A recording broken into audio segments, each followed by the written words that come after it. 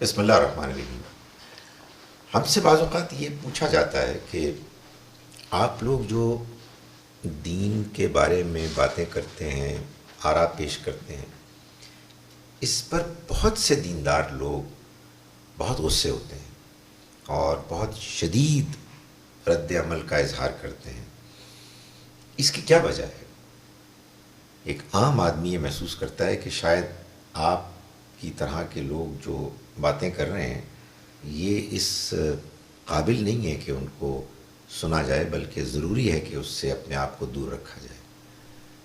میں گزارش کروں کہ انسان اس وقت شدید رد عمل کا اظہار کرتا ہے جب اس کو کوئی ایسی بات سننے کو ملتی ہے جو اس کی مانی ہوئی بات سے مختلف ہو، اور اسے یہ خدشہ ہو کہ وہ بات کہیں اس کی بات کی جگہ لوگوں کو متاثر نہ کر دے۔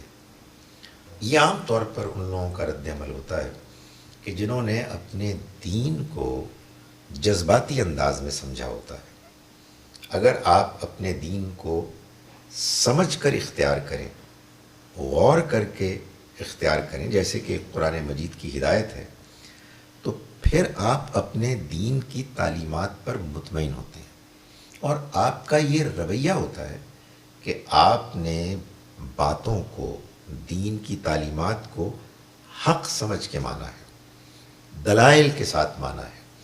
چنانچہ اگر کوئی شخص آپ کی بات سے کوئی مختلف بات بھی مان رہا ہے تو آپ تو اس کو دلائل سے سمجھا سکتے ہیں، یا اس سے متاثر ہونے والے لوگوں کو اپنے دلائل کے ذریعے سے قائل کر سکتے ہیں۔ بلکہ سچی بات یہ ہے کہ اگر آپ نے اپنے دین کو دلائل کے ساتھ، عقلی غور و فکر کے ساتھ مانا ہے، سمجھا ہے، تو آپ کبھی بھی کسی نئی رائے پر رد عمل کا شکار نہیں ہوں گے، پریشان نہیں ہوں گے، بلکہ اس کو ویلکم کریں گے، اس کے دلائل پر غور کریں گے۔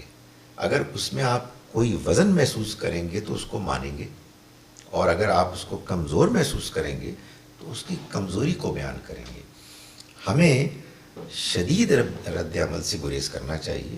قرآن مجید سے معلوم ہوتا ہے کہ یہ شدید رد عمل تو وہ لوگ کیا کرتے تھے، اس کا اظہار، کہ جو انکار کرنے والے لوگ ہوتے تھے، جو اپنے آباء و اجداد کے دین پر شدت کے ساتھ قائم رہنے والے ہوتے تھے، جن کے پاس دلائل نہیں ہوتے تھے۔ ہم کو تو اللہ نے وہ دین دیا ہے کہ جس کی ایک ایک چیز دلائل پر مبنی ہے، براہین پر مبنی ہے، وہ سمجھ میں آنے والا دین ہے۔ اس کی تعلیمات وہ ہیں کہ جو انسان کو مطمئن کرتی ہیں، اس میں رد عمل کا شکار ہونے کی کوئی وجہ نہیں ہے۔ بعض لوگوں کا یہ خیال ہے کہ جو دین وہ مانتے ہیں اصل میں وہ سارے ہی لوگ مان رہے ہیں، اور کوئی ان کے لیے نئی بات اصل میں اس دین کی تعلیمات کے خلاف کوئی سازش ہے یا ایک اقدام ہے۔ حقیقت ہے کہ یہ بھی ایک غلط فہمی ہے کہ کوئی رائے اگر بہت سے لوگ مان رہے ہوں تو ان بہت سے لوگوں کا ماننا اس رائے کو صحیح بنا دیتا ہے۔ نہیں، رائے صحیح یا غلط ہوتی ہے دلائل کی روشنی میں۔ وہ دلائل کیا ہوتے ہیں؟ وہ یا قرآن مجید کی آیات ہوتی ہیں، یا قرآن مجید کی آیات کی روشنی میں احادیث ہیں۔ تو ظاہر ہے کہ ہم اگر مسلمان ہیں تو ہمارا جذبہ یہ ہونا چاہیے کہ ہم نبی اکرم صلی اللہ علیہ وسلم کا لایا ہوا دین سمجھیں، آپ کی لائی ہوئی تعلیمات کو سمجھیں۔ اس کے لیے ہمیں جذبات نہیں بلکہ عقل، فہم، سمجھ کو استعمال کرنا ہے، اور یہی دین کو جاننے کا صحیح طریقہ ہے۔